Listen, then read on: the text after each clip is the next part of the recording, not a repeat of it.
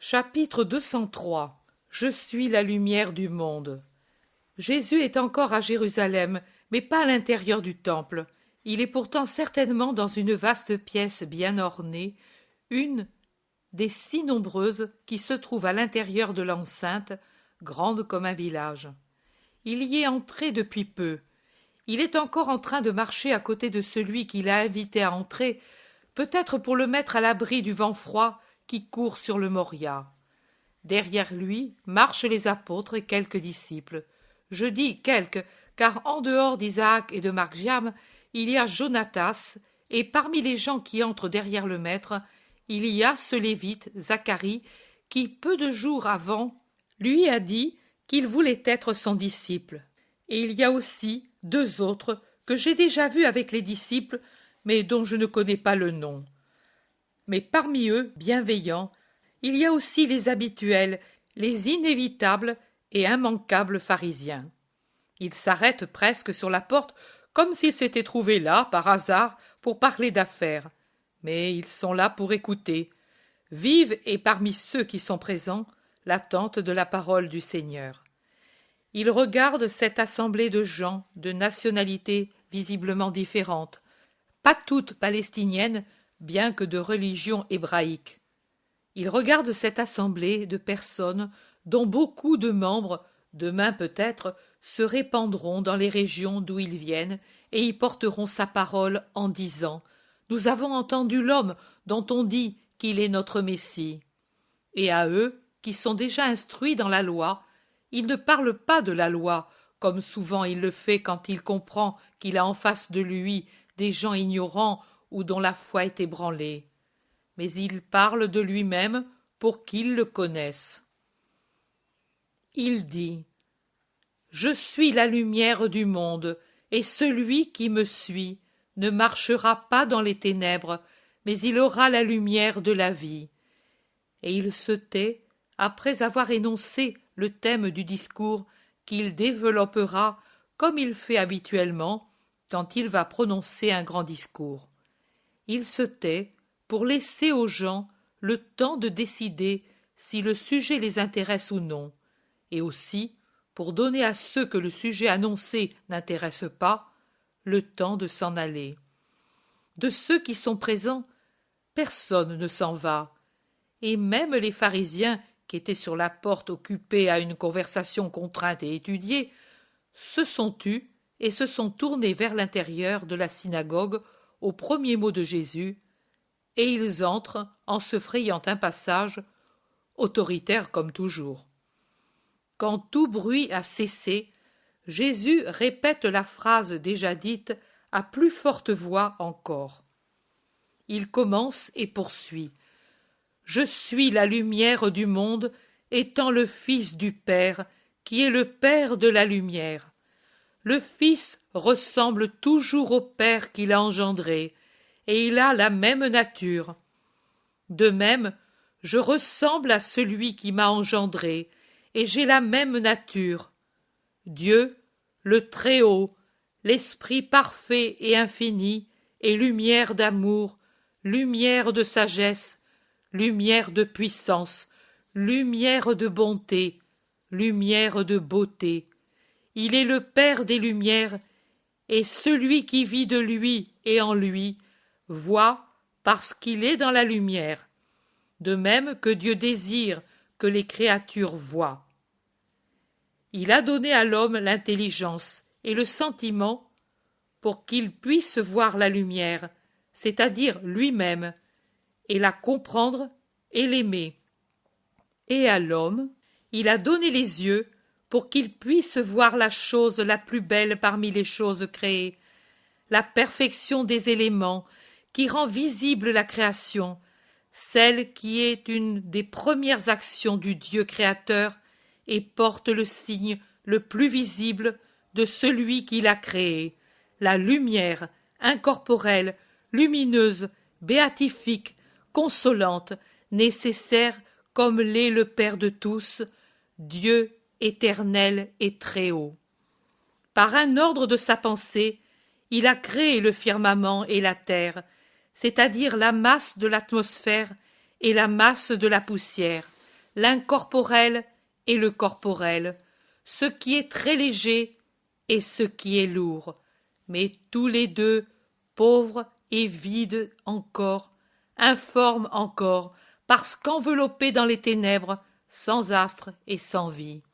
Mais pour donner à la terre et au firmament leur vraie physionomie, pour en faire deux choses belles, utiles, adaptées à la continuation de l'œuvre créatrice, l'Esprit de Dieu, qui se tenait au-dessus des eaux, et qui était tout un avec le Créateur qui créait, et l'inspirateur qui poussait à créer, pour pouvoir aimer non seulement lui-même dans le Père et dans le Fils, mais aussi un nombre infini de créatures portant le nom d'astres, planètes, eaux, mers, forêts, plantes, fleurs, animaux qui volent, se meuvent, rampent, courent, sautent, grimpent. Et enfin, l'homme, la plus parfaite des créatures, plus parfait que le soleil parce qu'il a une âme en plus de la matière, l'intelligence en plus de l'instinct, la liberté en plus de l'ordre. L'homme, semblable à Dieu par l'esprit, semblable à l'animal par la chair, le demi-dieu qui devient Dieu par la grâce de Dieu et sa propre volonté, l'être humain qui par sa volonté peut se transformer en ange, le plus aimé de la création sensible, pour lequel, tout en le sachant pécheur dès avant l'existence du temps, il a préparé le Sauveur, la victime dans l'être aimé sans mesure, dans le Fils, dans le Verbe, pour qui tout a été fait. Mais pour donner à la terre et au firmament leur vraie physionomie, disais-je, voilà que l'Esprit de Dieu qui se tenait dans le cosmos crie, et c'est la parole qui pour la première fois se manifeste, que la lumière soit, et la lumière existe, bonne, salutaire, puissante pendant le jour, affaiblie pendant la nuit, mais qui ne périra pas tant que le temps existera. De l'océan des merveilles qu'est le trône de Dieu, le sein de Dieu, Dieu tire la gemme la plus belle, et c'est la lumière qui précède la gemme la plus parfaite, qui est la création de l'homme, en qui se trouve non pas un joyau de Dieu, mais Dieu lui-même, avec son souffle qu'il a envoyé sur la boue pour en faire une chair et une vie, et son héritier dans le paradis céleste, où lui attend les justes, ses enfants, pour jouir en eux, et eux en lui. Si au début de la création, Dieu a voulu sur ses œuvres la lumière, si pour faire la lumière il s'est servi de sa parole, si Dieu donne à ceux qui l'aiment davantage sa ressemblance la plus parfaite, la lumière, lumière matérielle, joyeuse et incorporelle, lumière spirituelle, sage et sanctifiante, pourra-t-il n'avoir pas donné au Fils de son amour ce qu'il est lui-même? En vérité, à celui en qui, ab eterno, il se complaît, le Très-Haut a tout donné. Et de ce tout, il a voulu que la première chose et la plus puissante fût la lumière, pour que, sans attendre de monter au ciel, les hommes connaissent la merveille de la triade, ce qui fait chanter les cieux dans les cœurs bienheureux, chanter à cause de l'harmonie de la joie éblouie qui vient aux anges de la contemplation de la lumière, c'est-à-dire de Dieu, la lumière qui remplit le paradis et fait la béatitude de tous ses habitants. Je suis la lumière du monde. Celui qui me suit ne marchera pas dans les ténèbres, mais il aura la lumière de la vie. De même que la lumière sur la terre informe a permis la vie pour les plantes et les animaux, ainsi ma lumière permet aux esprits la vie éternelle. Moi, la lumière que je suis, je crée en vous la vie, et je la conserve, la développe, vous recrée en elle, vous transforme, vous amène à la demeure de Dieu, par des chemins de sagesse, d'amour, de sanctification. Celui qui a en lui-même la lumière possède Dieu en lui, car la lumière est une avec la charité, et qui a la charité possède Dieu.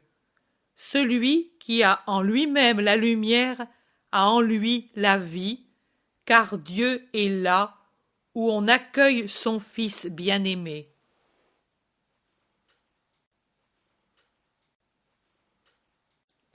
Les pharisiens répliquent. Tu dis des paroles dépourvues de raison. Qui a vu ce qu'est Dieu? Moïse même n'a pas vu Dieu. En effet, sur l'Horeb, dès qu'il sut qui parlait du buisson ardent, il se couvrit le visage, et même, les autres fois, il ne put le voir parmi les éclairs éblouissants. Et tu dis que tu as vu Dieu? À Moïse, qui seulement l'entendit parler, il resta une splendeur sur le visage. Mais toi, quelle lumière as-tu sur le visage? Tu es un pauvre Galiléen dont le visage est pâle comme la plupart d'entre vous. Tu es un malade, fatigué et maigre. En vérité, si tu avais vu Dieu et s'il t'aimait, tu ne serais pas comme quelqu'un qui est près de mourir. Tu veux donner la vie, toi qui ne l'as même pas pour toi-même? Et il secoue la tête avec une compassion ironique. Dieu est lumière, et moi, je sais ce qu'est sa lumière, car les enfants connaissent leur père, et chacun se connaît lui-même. Moi, je connais mon père, et je sais qui je suis. Je suis la lumière du monde. Je suis la lumière, car mon père est la lumière, et qu'il m'a engendré en me donnant sa nature. La parole n'est pas dissemblable de la pensée, car la parole exprime ce que pense l'intelligence. Et du reste, ne connaissez-vous plus les prophètes? Ne vous rappelez-vous pas Ézéchiel et surtout Daniel? Pour décrire Dieu, dont il avait la vision sur le char des 4 animaux, le premier dit « Sur le trône se trouvait quelqu'un dont l'aspect semblait celui d'un homme, et en lui et autour de lui, je vis une sorte d'ambre jaune miel qui avait l'apparence du feu, et de ses reins, au-dessus et au-dessous, j'ai vu comme une sorte de feu qui resplendissait tout autour, ayant l'aspect de l'arc-en-ciel quand il se forme dans les nuages un jour de pluie. Tel était l'aspect de cette splendeur tout alentour. Et Daniel dit « J'étais occupé à regarder jusqu'à ce qu'on éleva des trônes et que s'assit l'ancien des jours. Ses vêtements étaient blancs comme la neige, ses cheveux comme de la laine d'une blancheur éclatante. Son trône était des flammes vives, et les roues de son trône étaient un feu flamboyant. Un fleuve de feu courait avec rapidité devant sa face. C'est ainsi qu'est Dieu, et c'est ainsi que je serai quand je viendrai vous juger. Ton témoignage n'est pas valable, tu te rends témoignage à toi-même. Alors, ton témoignage, quelle valeur a-t-il? Pour nous, il n'est pas vrai. Bien que je me rende témoignage à moi-même, mon témoignage est vrai, car je sais d'où je suis venu et où je vais. Mais vous ne savez ni d'où je viens, ni où je vais. Vous avez pour sagesse ce que vous voyez. Moi, je connais au contraire tout ce qui est inconnu à l'homme, et je suis venu pour que vous aussi le connaissiez. C'est pour cela que j'ai dit que je suis la lumière, car la lumière fait connaître ce qui était caché par les ombres. Dans le ciel, il y a la lumière. Sur la terre, c'est surtout le règne des ténèbres, et elle cache les vérités aux esprits, car les ténèbres haïssent les esprits des hommes, et elles ne veulent pas qu'ils connaissent la vérité, et les vérités, pour qu'ils ne se sanctifient pas. Et c'est pour cela que je suis venu, pour que vous ayez la lumière, et par conséquent la vie. Mais vous, vous ne voulez pas m'accueillir, vous voulez juger ce que vous ne connaissez pas, et ce que vous ne pouvez juger, car c'est tellement au-dessus de vous, et c'est incompréhensible pour quiconque ne le contemple pas avec l'œil de l'esprit, et un esprit humble et nourri de foi. Mais vous, vous jugez selon la chair, et vous ne pouvez être dans la vérité de jugement. Moi, au contraire, je ne juge personne pourvu que je puisse m'abstenir de juger. Je vous regarde avec miséricorde, et je prie pour que vous vous ouvriez à la lumière. Mais quand je dois vraiment juger, alors mon jugement est vrai, car je ne suis pas seul, mais je suis avec le Père qui m'a envoyé, et lui, de sa gloire, voit l'intérieur des cœurs. Et comme il voit le vôtre, il voit le mien.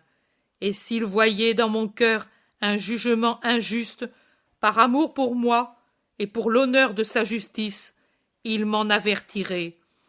Mais le Père et moi, nous jugeons d'une seule manière, et nous sommes à deux, et non à un seul, pour juger et témoigner.